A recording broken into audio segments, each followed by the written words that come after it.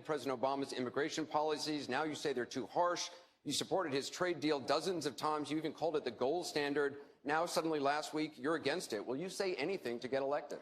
Well, actually, I have been very consistent over the course of my entire life. I have always fought for the same values and principles. Do you think New York State should recognize gay marriage? No. No. Okay.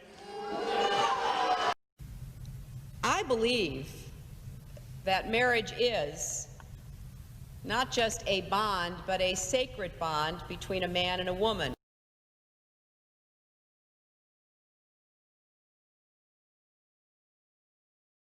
I support marriage for lesbian and gay couples. The crowd, you quote, take a backseat to no one when it comes to progressive values. I take a backseat to no one when you look at my record and standing up and fighting for progressive values. Last month in Ohio, you said you plead guilty to, quote, being kind of moderate and center. Do you change your political identity based on who you're talking to? No, I think that, like most people that I know, I have a range of views, but they are rooted in my values and my experience. You know, I get accused of being kind of moderate and center. I plead guilty. Just for the record, are you a progressive or are you a moderate? I'm a progressive.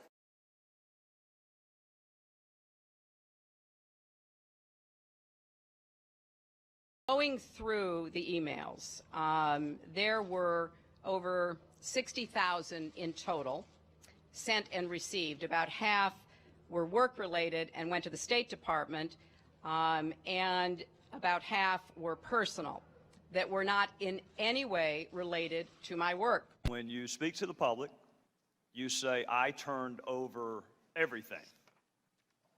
That's, for the most part, a direct quote. When you talk to the public, you say, I turned over everything. 90 to 95% of my work-related emails were in the state system. If they wanted to see them, they would certainly have been able to do so. You know what? That is maybe the 10th time you have cited that figure today. It is. And I have not heard anyone other than you ever cite that figure. Who told you that 90 to 95% of your emails were in the State Department system? Who told you that? We learned that from the State Department in their analysis of the emails that were already on the system. The Inspector General report found that less than 1% of State Department emails, record emails, were captured. So they give a number of less than 1%, and you give a number of 90%.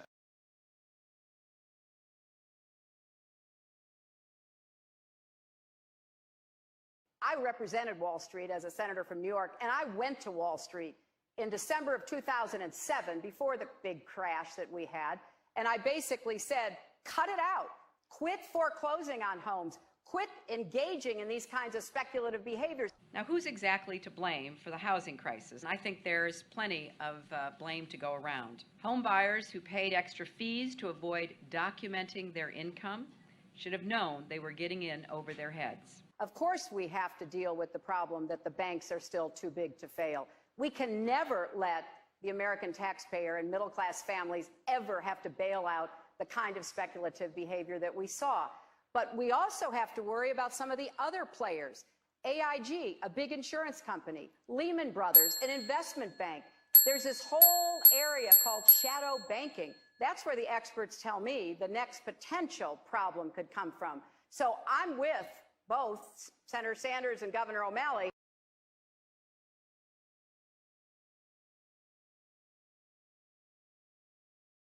Hillary Clinton's attempt to tout her foreign policy experience hounded her again on the campaign trail today. I made a mistake in describing it.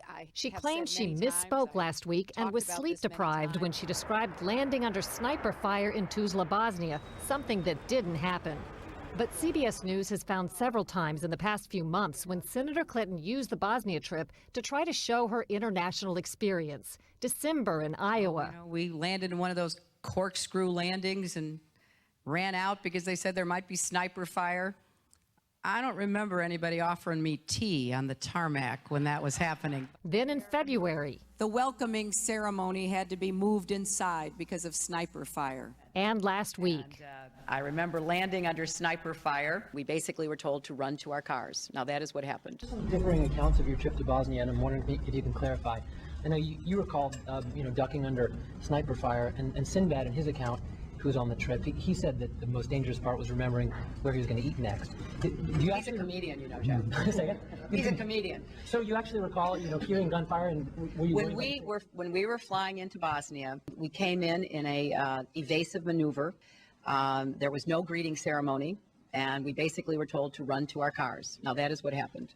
After CBS News video showed what really happened when she landed and greeted officials, Senator Clinton maintained there were risks, but explained to the Philadelphia Daily News why she was seen on the Bosnian tarmac greeting a young child if it was really so dangerous. I was also told that the greeting ceremony had been moved away from the tarmac, but that there was this 8-year-old girl, and I said, well, I can't rush by her. I've got to at least greet her. So I greeted her, I took her stuff, and I left. Now that's my memory of it. Good to see you. Once again, her memory doesn't match our videotape. She and her daughter Chelsea lingered on the tarmac to greet U.S. military officials, took photos. There was the group of 7th graders on the tarmac too. And then Senator Clinton walked to the armored vehicle where she did eventually duck and enter.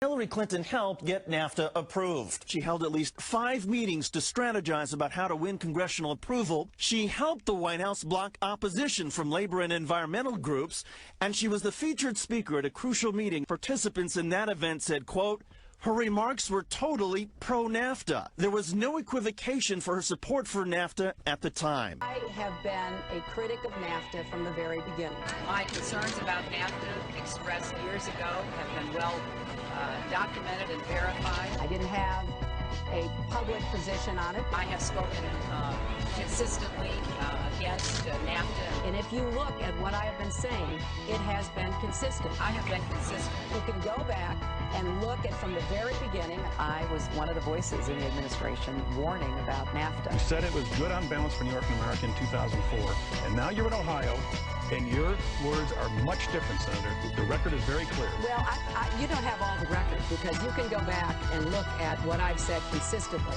Oh, I think that everybody is in favor of free and fair trade, and I think that NAFTA is proving its worth. I think on balance, NAFTA has been good for New York and America.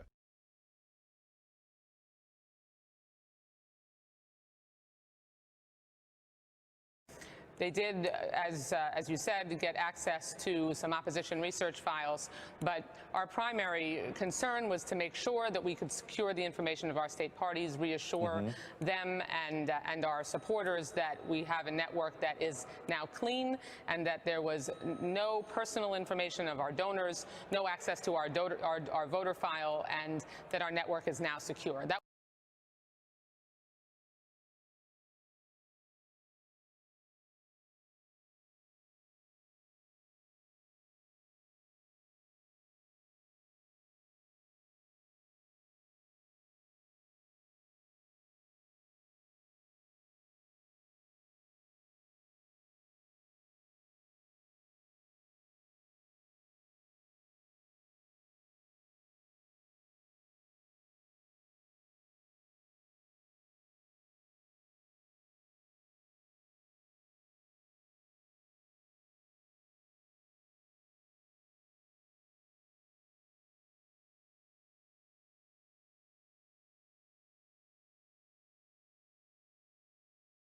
I do believe that we have to replace the current Democratic National Committee leadership. So will you say definitively that's what we should all be focused on. You're not leaving this job before the end of November, period? No, I am going to continue to be focused on making sure that we can elect a Democratic president. That's what we've been doing at the DNC. Wasserman Schultz has announced she will step down amid the fallout over leaked emails showing DNC officials looking at ways to hurt Bernie Sanders during the primaries.